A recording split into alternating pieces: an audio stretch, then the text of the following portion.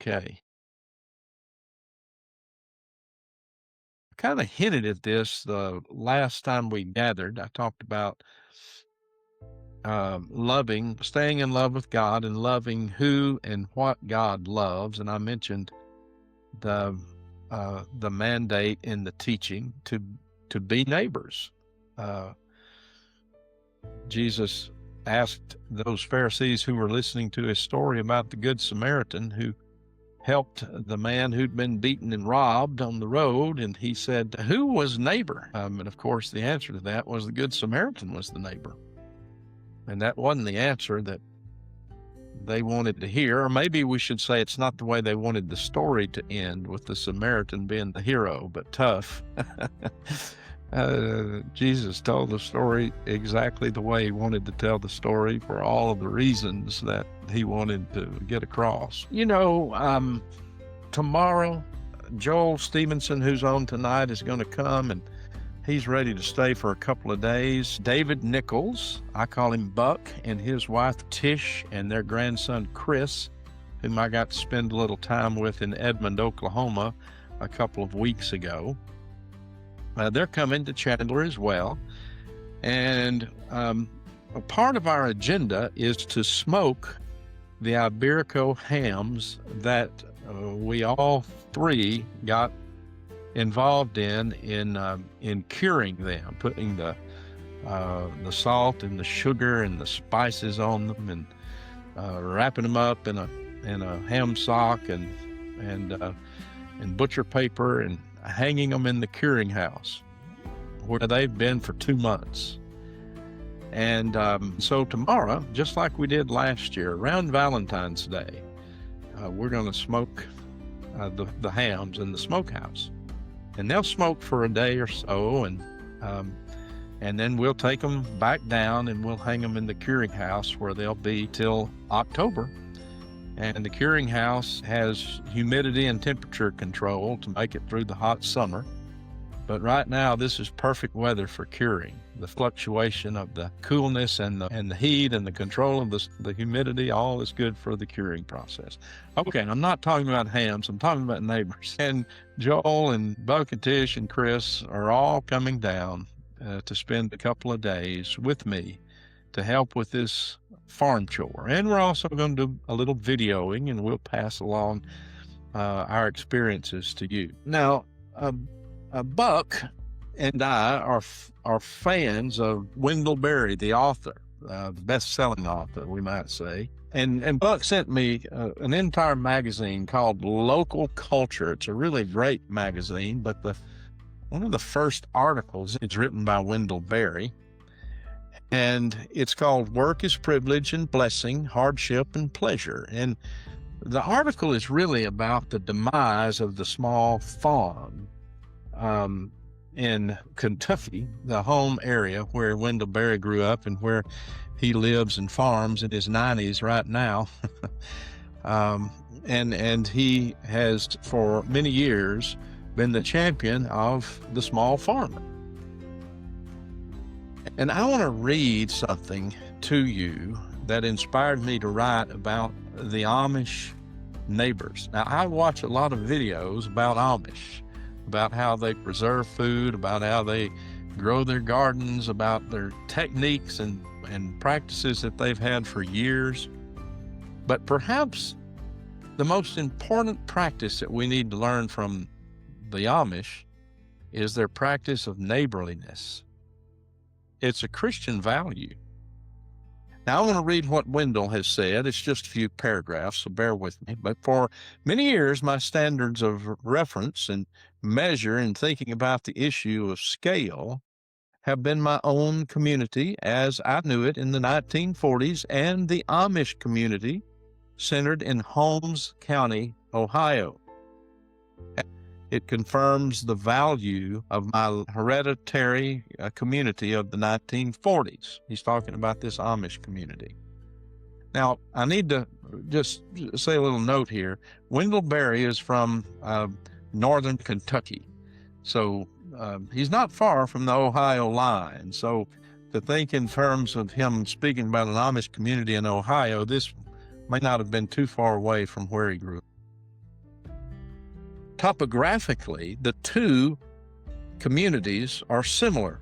They both occupy landscapes varying, hilly, best farming and family size, but whereas my community is continuing to decline economically and in other ways, the Amish community remains coherent economically and culturally. The size of the farms there, varying mostly according to topography, remains in the neighborhood of 100 acres. I'm acquainted, for example, with two good, very productive Holmes County Amish farms, one of 80 acres, one of 120 acres, each the sole support of its resident family. The reason for this economic good health, so far as I am discovering, is that the Amish, alone among the Christian denominations known to me, have understood Jesus' second commandment, love thy neighbor as thyself, as requiring a practical economic commitment. Neighbors are to love one another by work as well as kindness. If one takes the commandment seriously, one cannot replace one's neighbor and one's neighbor's help with a machine or a chemical.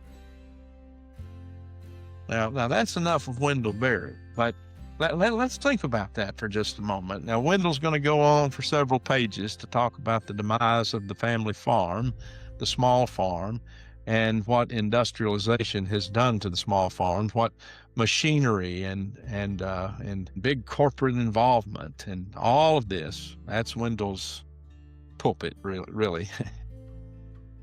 But I like what he has talked about and raised related to neighborliness and how we are to love our neighbors and to love our neighbors by being neighbor.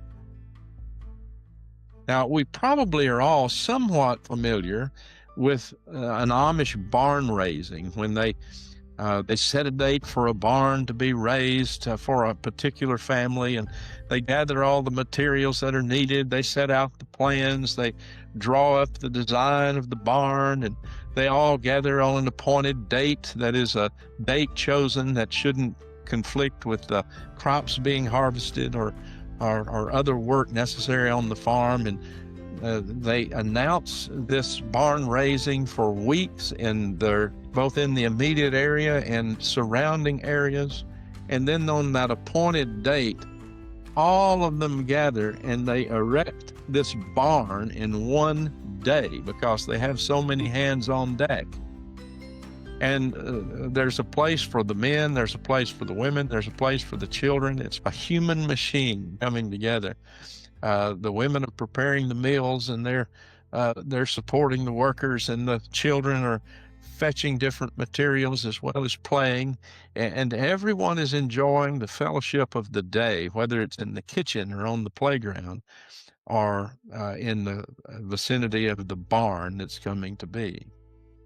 And it's a huge help to the one who's getting the barn, because it would cost thousands and thousands of dollars to hire the professionals to build the barn, not to mention the materials, most of which the Amish make.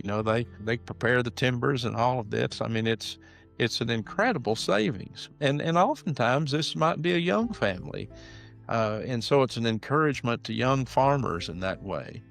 But it's all about their faith. Now, the Amish are not afraid of work. Work is who they are. But they also understand that work is not to be done in a silo, but work is to be shared. And so much of what I see on Amish videos of pickling and canning or smoking meats or preserving food one way or another, or gardening, oftentimes this involves families coming together to help one another, to get whatever chore needs to be done, and to basically not be self-sustaining, but community-sustaining. The community sustains one another, but it also creates this understanding that that we need each other, that we need to love our neighbors and we need to be neighbors. And that oftentimes involves helping one another and coming to the aid and to the assistance of one who might be in need. Just like the story of the Good Samaritan that Jesus told. Who was neighbor? Jesus said. And of course the answer was that old Samaritan. All right, well, that's enough of that. I've just been thinking a lot about the action of love, and how oftentimes that action of love comes and helps. You know, I'm looking at Marcia Gordon up here. When I was getting the farmhouse kitchen together, she and Doug spent at least 1.5 days with me, just the three of us, putting up the shades and other kinds of things in the farmhouse kitchen. I could not have been ready for the open house if it weren't for Marcia and Doug being there to be neighborly. So, Marcia, I hated to call you out like that, but maybe you didn't mind, because you speak to me of what that story about the Amish is all about. Okay,